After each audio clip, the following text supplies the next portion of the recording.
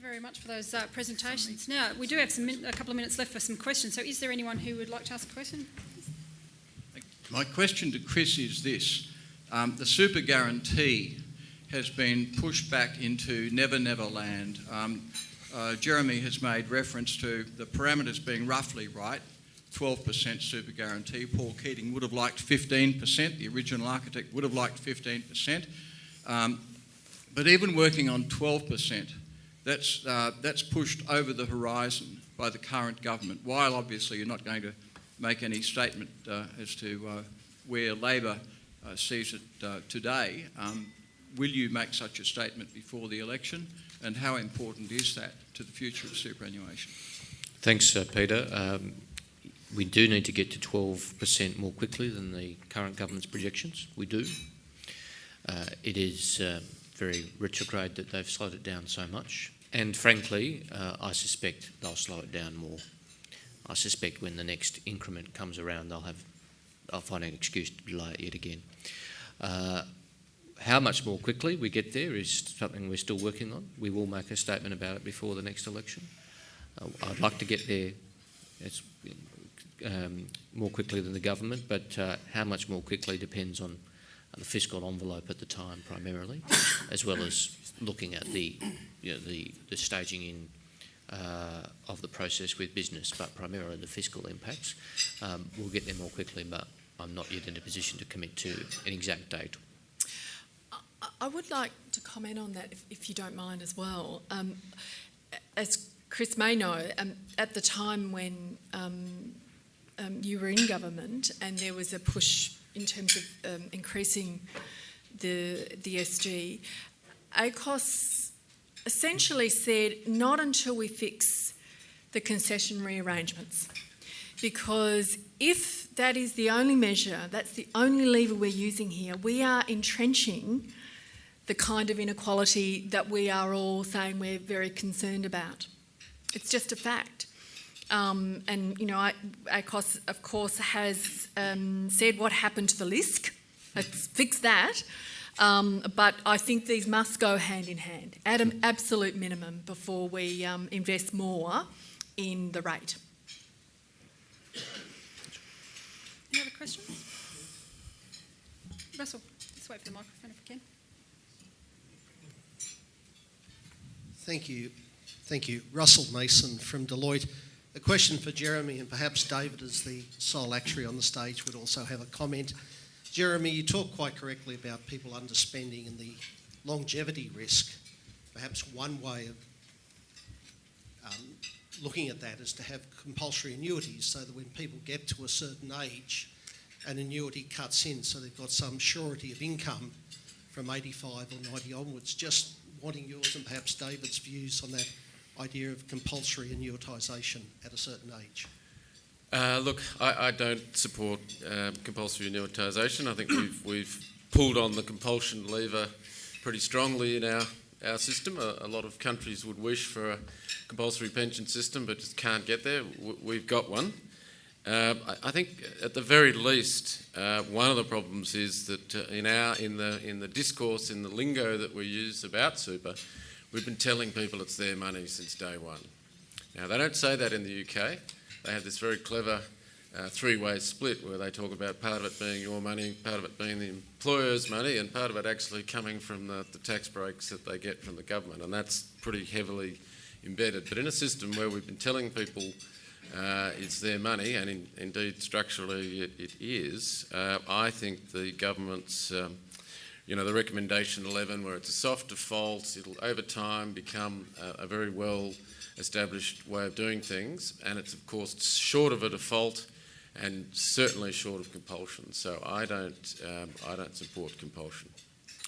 I think Jeremy and I are on a similar page here. I think we have to recognise, as I said, that everyone who retires is in a different position. If someone's in poor health, to compel them to take out even deferred annuity doesn't make sense. So I think we need to recognise the variety of circumstances that we're in. We also need to recognise in the social position that life expectancies are not uniform. Lower income earners on average will have shorter life expectancy than higher income earners. So the life expectancy figures Jeremy quoted average. Add 2, 3 or 4 years to that for white-collar workers, which are most of us in this room.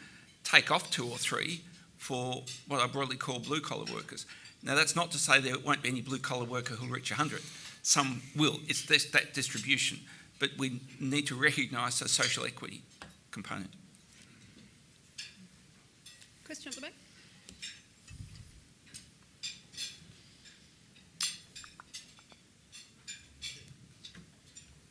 Michael Keating, Editor-in-Chief of Inside Canberra from the Federal Press Gallery in Parliament House.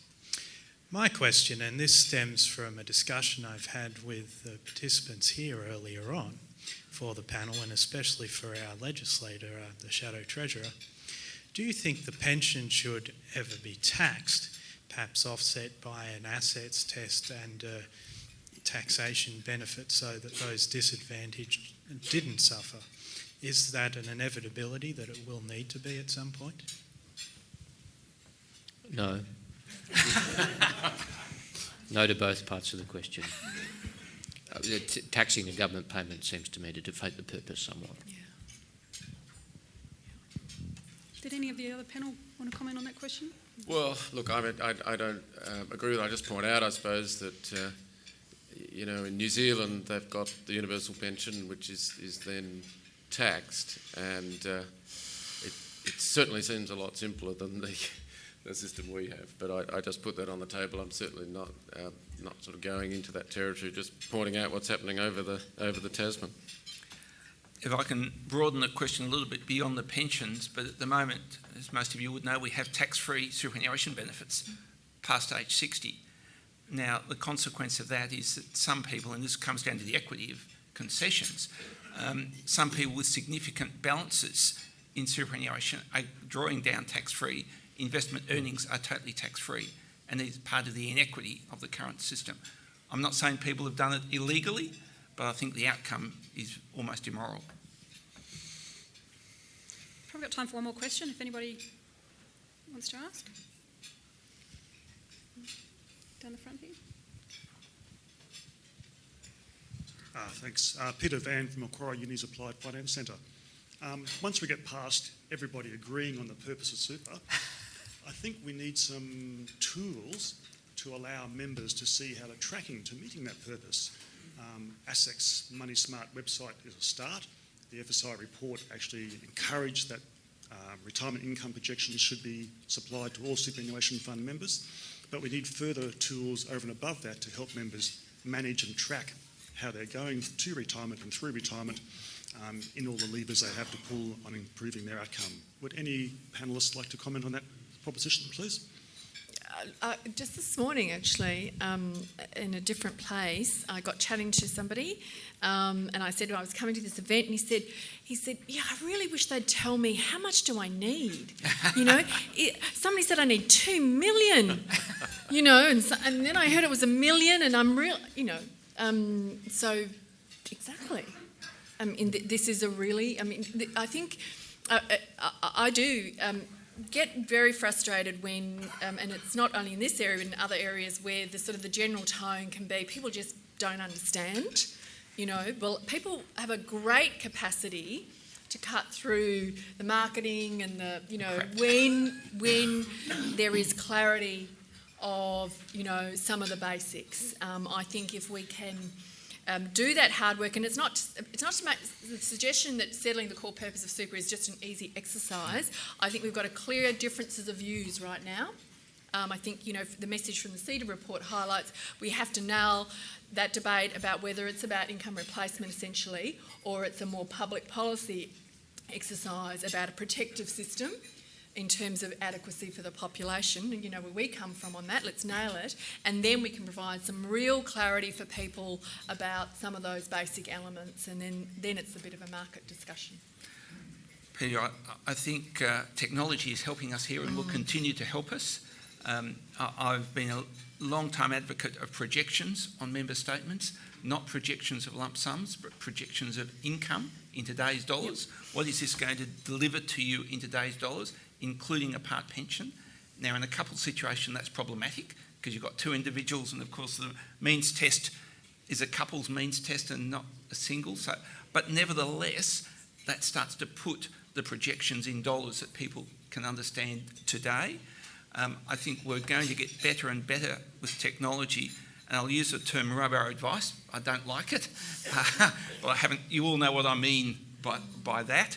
And I think we'll start to see a range of forms of not necessarily advice, but consultation information, from the member projection statement to better calculators, better websites, phone consultations, and then face-to-face. So I think it will improve. I think the industry's got a fair way to go. Thank you.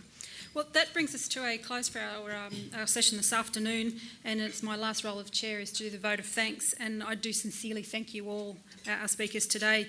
You've provided some thought-provoking insights into our retirement incomes policy, and you've all demonstrated there's a lot of facets to this debate, not least of all setting a set of objectives by which everything else can be assessed.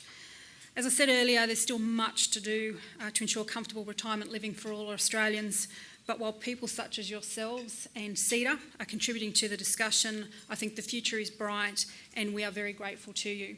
I have a gift for you today, but would you please join me in thanking all of our speakers today for their time and contributions.